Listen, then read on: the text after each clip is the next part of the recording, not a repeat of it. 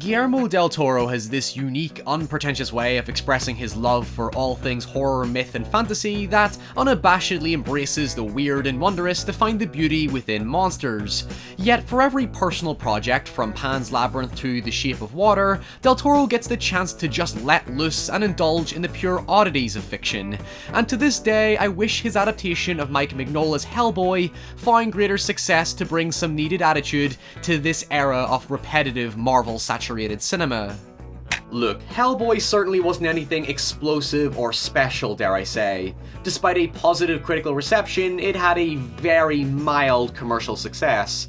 So the fact that we even got a sequel was a miracle when Hellboy wasn't exactly the most talked about character to push a franchise with. Never mind somehow getting a reboot of all things. So let's talk about it. Oh, I found my mug, by the way.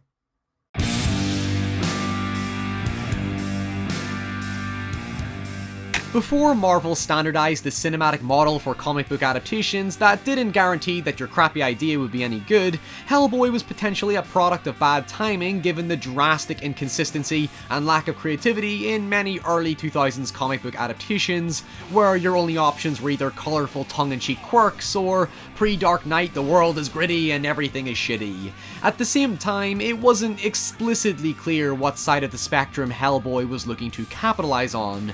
On the one hand, it was attempting to appease the mass popularity found in Sam Raimi's Spider-Man, and on the other, it retained a relative dark brooding edginess that Del Toro previously used in the excellent Blade 2, but obviously without the excessive violence to go along with it.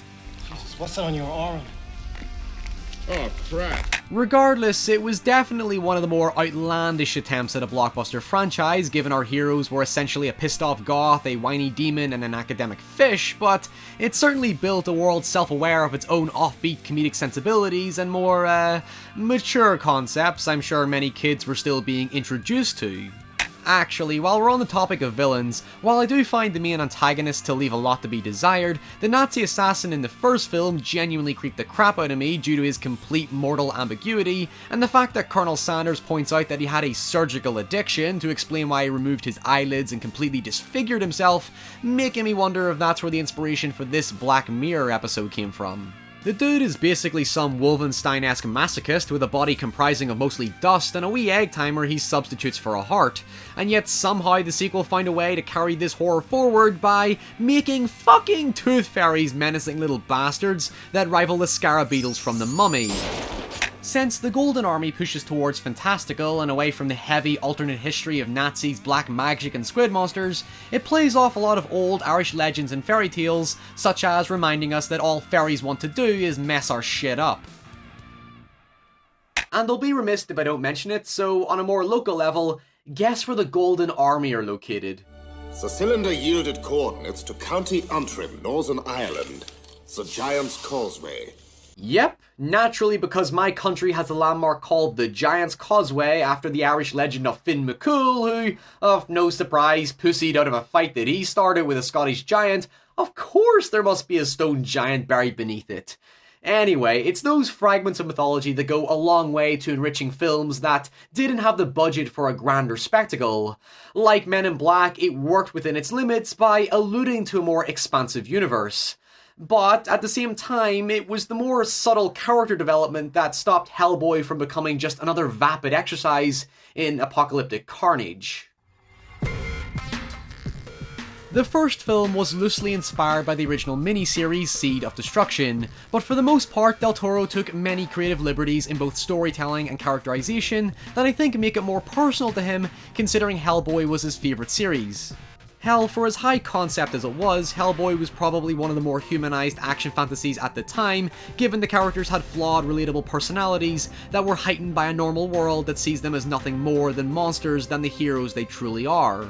It is worth mentioning that it arguably takes on many thematic similarities to X-Men, but Del Toro infuses his Lovecraftian and mythological inspirations with a somewhat coming-of-age drama that overshadows the typical end-of-the-world apocalyptic setup. After all, in between trying to destroy resurrecting hellhounds and stop some cosmic dimension thing from opening, Hellboy is more concerned with recognition and petty issues of jealousy and teenage rebellion towards his father, Colonel Sanders. Sure, in the comic he gets on like a grumpy old man, but the switch to a whiny teenager of all things actually makes him a lot more endearing because it gives him a genuine sense of vulnerability that we've all experienced and managed to outgrow. Well, kinda. Both films take on familiar themes of unacceptance and alienation when all you want is to be treated as normal. Yeah, sure, like I said, X-Men had already addressed similar issues, but Del Toro has a way of not being so blatantly arbitrary when encapsulating monsters as a profound symbolic representation of our fears and inadequacies. It's easy to get the whole need for liberation and integration into society, but through natural character-driven humor and interactions, it doesn't smack you over the head with it as some sort of contrived plot point.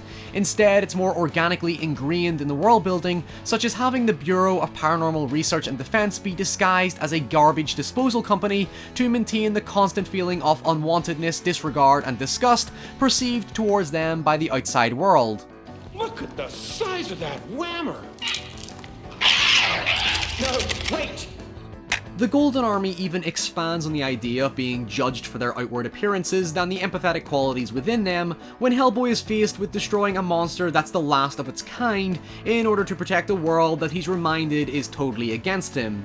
It doesn't linger too much on the moral dilemma, but it still challenges the purpose of their existence. Are they simply monsters marginalized in a world that's not their own, or are they really objectified as just weapons and tools, instructed to do what they're told?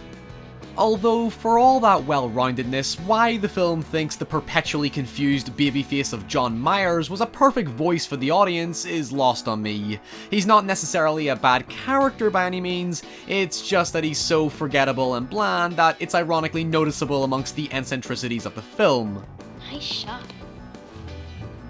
Really, he's just a dud of a human being who clumsily mumbles his way through the movie with little purpose to the point that the sequel completely disregards him for the rightfully more goofy personality conflict of Joanne Klaus. Granted, that's because Rupert Evans couldn't participate in the film due to scheduling conflicts. No!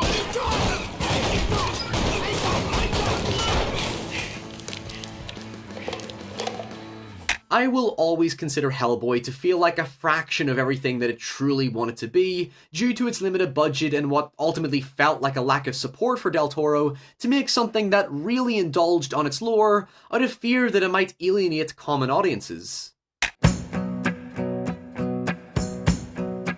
Both films give you different flavours for what this series could have been. It's able to ground itself when it needs to and jump right back into whimsy when all the chaos comes to an end. No actor was born for a role like this than Ron Perlman. He embodies the character both figuratively and literally, showing off his cocky, sardonic and immature side while reminding you that he can still give monsters a good kick up the hole. There is something enticing about the world Del Toro establishes, and what we get out of it are implications of mystery and lore we've yet to discover.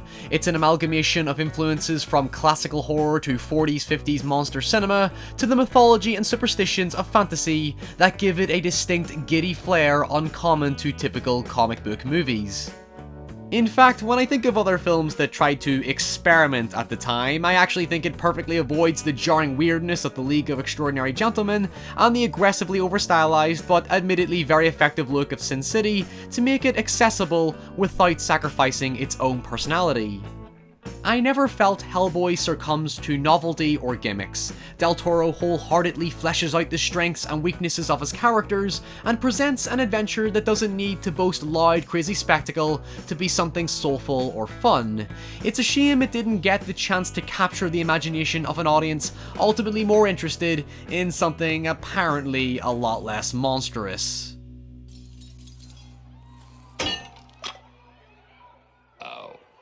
Hi everyone, thank you so much for watching. Let me know in the comments below what you thought of Guillermo del Toro's two Hellboy movies, and if you've seen the reboot, let me know what you thought of it as well. If you enjoyed this episode and you enjoy my show in general and you want to support it all, please do consider heading over to Patreon, where for just a few dollars a month, you can access our exclusive Discord chat, you can get your name in the credits, you can get videos early, and you can even vote on what the next video could be. Ooh, that's really exciting. And until next time, stay safe, and I'll see you all very soon. Happy Easter. It's coming up, right? Bye.